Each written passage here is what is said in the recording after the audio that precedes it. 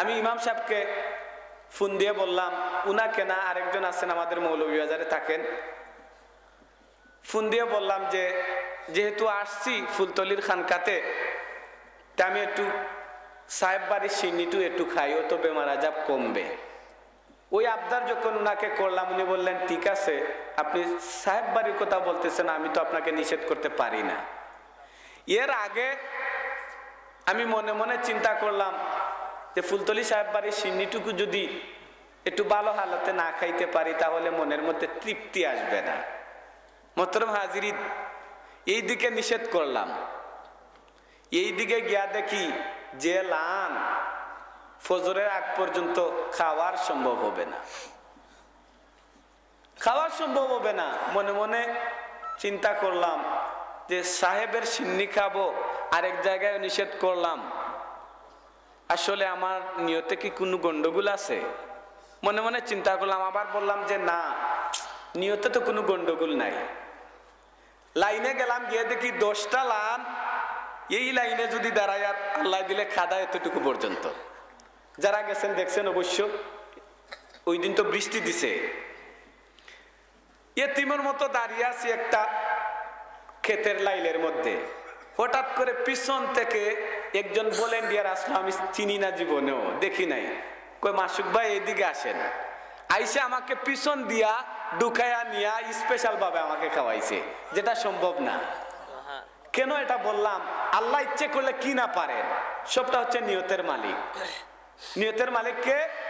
আল্লাহ। ওই যে আল্লাহওয়ালা ব্যক্তি বলছিলেন যে আমি নিজ হাতে যদি আল্লাহ খাওয়ান, তাহলে মনে করব যে নবীজি বলছেন এটা ঠিক আছে। পরের দিন মসজিদে নববীতে গিয়ে আমার নবীজিকে ডাক দিয়ে বললেন, আমার নবীজি গো, আমার আগেই তো বিশ্বাস ছিল আপনার কথা, কিন্তু এই সমাজে মানুষদেরকে বোঝানোর জন্য, জানানোর জন্য আমি একটা পরীক্ষার আশ্রয় নিয়েছিলাম। মাফ করে দেন গো আমার দয়াল নবীজি, মাফ করে দেন। যদি আর একটু সহ্য করতাম, সত্যি সত্যি আল্লাহ নিজাতে বেহেশতি খাবারটুকু আমার মুখে পৌঁছে দিতে। তাওয়াক্কাল তু কার উপর? ভরসা। ভরসা, তাওয়াক্কাল অর্থ ভরসা করা। ঘর থেকে বের হওয়ার সময় আমরা কি বলি? তাওয়াক্কাল তু আলাল্লাহ। যে কার উপর ভরসা করে বের হলাম? আল্লাহর উপর। আল্লাহর উপর ভরসা করলে আল্লাহর সাহায্য পাওয়া যায়। ওয়াল্লাহুল গানিয়্যু ওয়া আনতুমুল ফুকারা। সবচেয়ে বড় ধনীকে, সবচেয়ে বড় ধনীকে, সবচেয়ে বড় সম্পদশালীকে? এই পৃথিবীর বুকে যত বড়ই ধনী থাকুক, রাজা থাকুক, বাদশা থাকুক, খলিফা থাকুক, টাকার গৌরব, পয়সার গৌরব, সুন্দরের গৌরব, ধনের গৌরব, জনের গৌরব, বনের গৌরব, কোন গৌরবই আমার আল্লাহর দরবারে কাজ দিবে না। আল্লাহুল গানিয়্যু ওয়া আনতুমুল ফুকারা। আল্লাহ বলেন সবাই আমার কাছে মুখাপেক্ষী। সবচেয়ে বড় সম্পদশালী, মালে গনি সবচেয়ে বড় কে? হযরতে আলী রাদিয়াল্লাহু সাহাবীদের মধ্যে সবচেয়ে গরিব সাহাবী কে ছিলেন বলুন তো? বলুন না, সবচেয়ে গরিব সাহাবী কে ছিলেন? হযরতে আলী রাদিয়াল্লাহু তাআলা আনহু। এমন গরিব ছিলেন, হযরতে ইমাম হাসান হুসাইন মায়ের হযরতে খাতুনে জান্নাত ফাতিমাতুজ জাহরা রাদিয়াল্লাহু তাআলা আনহার আঁচলে ধরে কাঁদতেন, কিন্তু কাবার মুখে দিতে পারতেন না। হযরতে আলী রাদিয়াল্লাহু তাআলা আনহু ছিলেন সবচেয়ে বড় আলিম। সাহাবীদের মধ্যে সবচেয়ে বড় আলিম কে ছিলেন? হযরতে আলী। এই জন্য আমার নবীজি বলেন হাদিস শরীফ, আনা মাদিনাতুল ইলমি ওয়া আলিয়ু বাবুহা। আমি হচ্ছি ইলমের শহর, আর সেই শহরের দরজা হচ্ছেন হযরতে আলী রাদিয়াল্লাহু তাআলা আনহু। এত বড় দরজার আলিম ছিলেন হযরতে আলী। ফাতিমার বিয়ের পয়গাম নিয়ে সারা মক্কা নগরীর প্রত্যেকটা জায়গা থেকে গেল, বড় বড় ধনী ফ্যামিলি থেকে গেছে, সাহাবীদের পক্ষ থেকেও গেছে, কিন্তু আমার নবীজি রাজি হন নাই। শেষ পর্যন্ত হযরতে আবু বকর সহ মিলে আলী রাদিয়াল্লাহু তাআলা আনহুকে বললেন যে আমরা সবাই তো বলছি, কিন্তু ফাতিমাকে বিয়ের দিতে রাজি হন নাই। হযরতে আলী মনে হয় তোমার জন্য অপেক্ষা করতেছেন আল্লাহ রাসূল, তুমি বিয়ের প্রস্তাব দাও। হযরতে আলী চুপ থেকে ঝর্ণার মতো পানি ছেড়ে দিয়ে বললেন, সিদ্দিক আকবর, এই মক্কা নগরীর মধ্যে আমি হচ্ছি সবচেয়ে গরিব সাহাবী। আল্লাহ রাসূলের ঘরের চুলায় যদি আগুন ধরা হতো, আমি আলীর পেটের মধ্যে খাবার পড়তো, আর যদি আল্লাহ রাসূলের চুলায় আগুন না হতো, আমি আলী নবীর মতো পেটের মধ্যে পাথর বেঁধে বসে থাকতাম।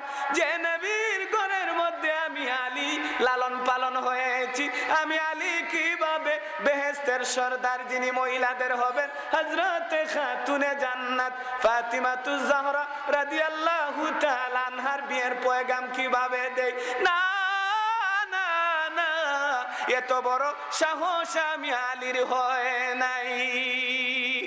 এরপরে সাহাবীরা বললেন, না তুমি যাও। শেষ পর্যন্ত হযরতে আলী কাঁপতে কাঁপতে আল্লাহ রাসূলের সামনে গিয়ে দাঁড়ালেন, কোনো কথা বলতেছেন না। আমার নবীজি ডাক দিয়ে বললেন, হযরত আলী রে, তোমার টুটগুলা যেন নড়াচড়া করতেছে, কি যেন বলতে চাচ্ছ রে আমার আলী, তাড়াতাড়ি বলে ফেলো। হযরত আলী ডাক দিয়ে বললেন, ইয়া রাসূলুল্লাহ,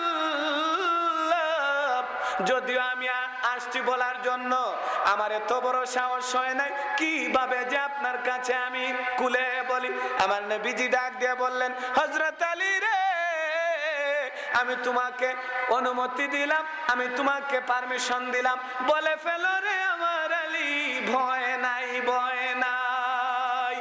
তখন হযরতে আলী রাদিয়াল্লাহু আনহু বললেন, ইয়া রাসূলুল্লাহ, আপনার যদি কোনো আপত্তি না থাকে, আপনার যদি সম্মতি থাকে, আমি হযরতে ফাতিমা রাদিয়াল্লাহু তাআলা আনহাকে বিয়ে করতে চাই। উচ্চ আওয়াজে বলুন সুবহানাল্লাহ। আমার নবীজি মুস্কি হাসি দিলেন। আসলেও তো আমার নবীজি হযরতে আলীর জন্য অপেক্ষা করতেছেন। আলী, তুমি জামাই হিসাবে খারাপ না, তবে আমার মেয়ে ফাতিমা রাদিয়াল্লাহু তাআলা আনহার সম্মতি লাগবে, তুমি একটু দাঁড়াও। হযরতে ফাতিমার কাছে গেলেন, আমার মা, একটা বিয়ের প্রস্তাব এসেছে, এমন একজন বিয়ের প্রস্তাব দিয়েছে যিনি সবচেয়ে বীর যোদ্ধা। কারণ হযরতে আলী রাদিয়াল্লাহু তাআলা আনহু যখন তরবারি হাতে নিতেন, মক্কার কোনো কাফেরের শক্তি ছিল না হযরতে আলী রাদিয়াল্লাহু তাআলা আনহুর সামনে এসে দাঁড়ায়। সুবহানাল্লাহ, এত বড় যোদ্ধা ছিলেন। আমার নবীজি বললেন, ফাতিমা, মক্কা নগরীর সবচেয়ে বড় যোদ্ধা, নাম বলেন নাই, আর সবচেয়ে বড় আলী।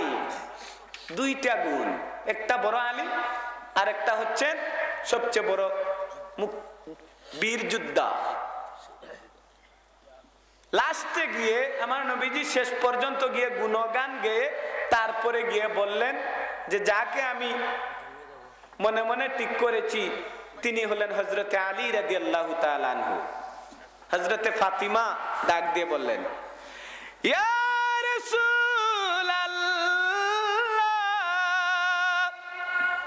আমি মনে করলাম আমার বাবা দিনের নবীজি হযরত আলীকে আমার জন্য ঠিক করেছেন, আমার জন্য পছন্দ করেছেন। যদি বা আমার জন্য ঠিক না করতেন, আগে কেন এত প্রশংসা করলেন, গুণগান গাইলেন? ডাইরেক্ট তো সরাসরি আলীর নাম বলে দিতে পারতেন। ডাইরেক্ট আলীর নাম বলে আমার নবীজি আপনি হযরতে আলীর গুণগান গাইলেন। আপনি যেহেতু রাজি, আমিও আপনার কথায় রাজি হয়ে গেলাম। আমার নবীজি হযরত আলীকে ডাক দিয়ে বললেন, হযরত আলী রে,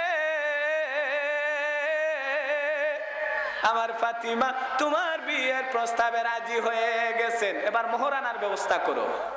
এবার মোহরানার ব্যবস্থা করো। কিন্তু গরিব সাহাবী দিবেন কোত্থেকে? হযরতে আলী রাদিয়াল্লাহু তাআলা আনহুর মোহরানা দেওয়ার মতো কোনো তৌফিক ছিল না। আল্লাহ রাসূল বলতেছেন শিরনি একটু নিরিবিলি ভাবে দেন, আস্তে আস্তে একটু জিকির করুন।